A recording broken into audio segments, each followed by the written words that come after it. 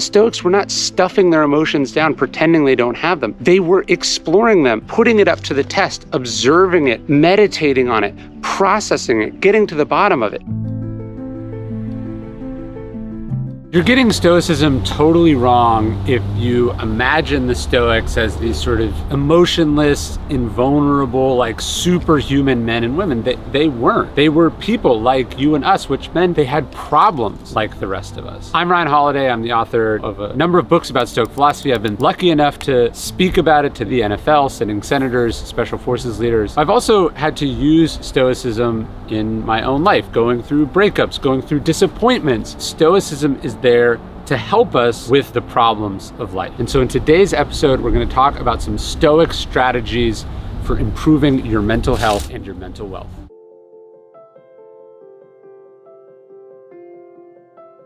Seneca said that the mind must be taken on wandering walks. He said, otherwise you'll break, you'll be too tense. I totally agree. I try to start my day with a walk and I try to end my day with a walk. I don't even consider it exercise, although it is that. To me, it's putting the body in motion, it's slowing the mind down. I'm getting outside, I'm connected with nature. Maybe I'm having a conversation with someone else that I care about. And even though I'm moving, I'm getting closer to a place of stillness. Walking to me is a magical cure-all. So listen to the Stoics and take a walk.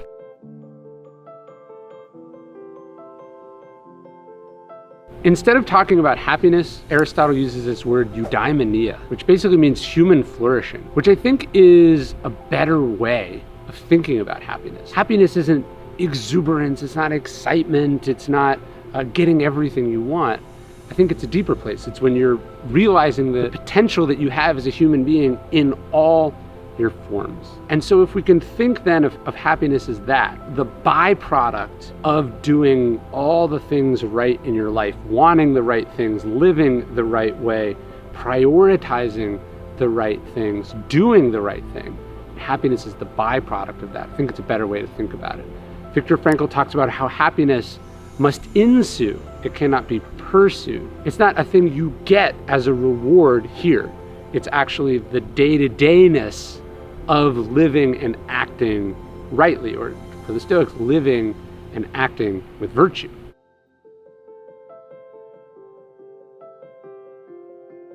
I try to remind myself as many times as I can, every day and every minute, that this moment is enough. I don't need to be anywhere.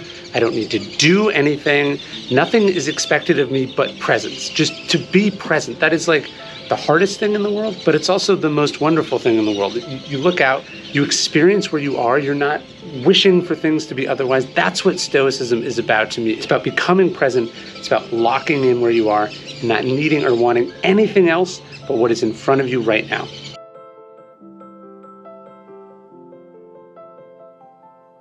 It starts with the little choices, the decision to get up early, the decision to go work out, the decision to not check your phone first thing in the morning. Epictetus says if you want to be beautiful, make beautiful choices. And I think about that all the time. Am I making the good choice or am I making the lazy choice? Am I making the short-term choice or the long-term choice? Make good choices and it gets you where you want to go. Zeno says that well-being is realized by small steps, but it's no small thing. Those little choices matter, and it starts there, and I would say it starts the second you wake up. In fact, it starts with the time that you decide to wake up.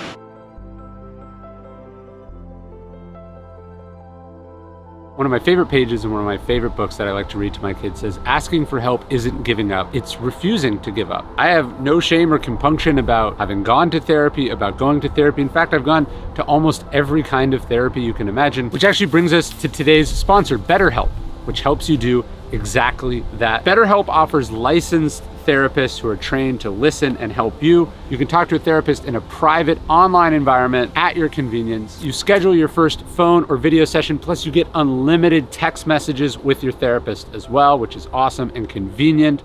You have access to something like 20,000 licensed psychologists and therapists. You fill out a questionnaire that helps you identify your specific needs and get you matched with a therapist within 48 hours. You can request a new therapist with no charges till you find the right person for you. Join the 2 million plus people who have taken charge of their mental health with BetterHelp. Get 10% off your first month at betterhelp.com/dailystoic, which I'll link in the description below, betterhelp.com/dailystoic. We suffer more in imagination than in reality. What does that mean? I think what Seneca is saying is that most of the things that we're anxious about, that we torture ourselves about, that we dread, that we catastrophize in our head, they never actually end up happening.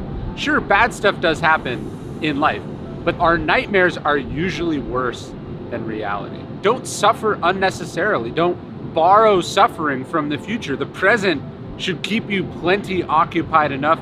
Focus on what's in front of you, prepare, be adaptable, be ready, but don't suffer more in imagination than you have to in reality.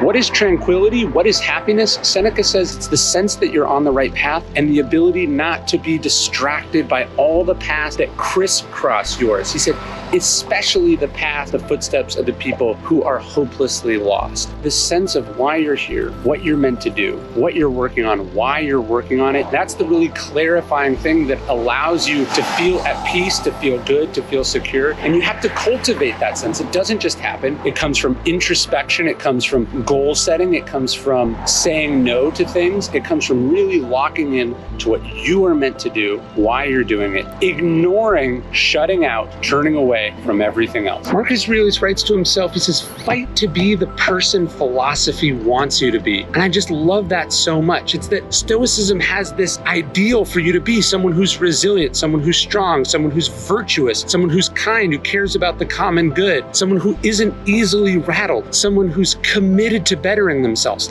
That's what Stoicism wants for you. That's what the Stoics have been writing about for centuries. That's what we do in these videos, in the Daily Stoic email. That's the ideal. But the question is, are you fighting for yourself? Are you fighting to be that thing? Are you striving today to get a little bit closer to that perfect ideal? Are you fighting for yourself? The Stoics can't make you be or do anything. They can just lay out the formula, but it's ultimately on you to follow it, to step up and actually be it. Hope you like this video. I hope you subscribe. But what I really want you to subscribe to is our Daily Stoic email. One bit of Stoic wisdom, totally for free, to the largest community of Stoics ever in existence. You can sign up at dailystoic.com/email. There's no spam. You can unsubscribe at any time. I love sending it. I've sent it every day for the last 6 years, and I hope to see you there at dailystoic.com/email.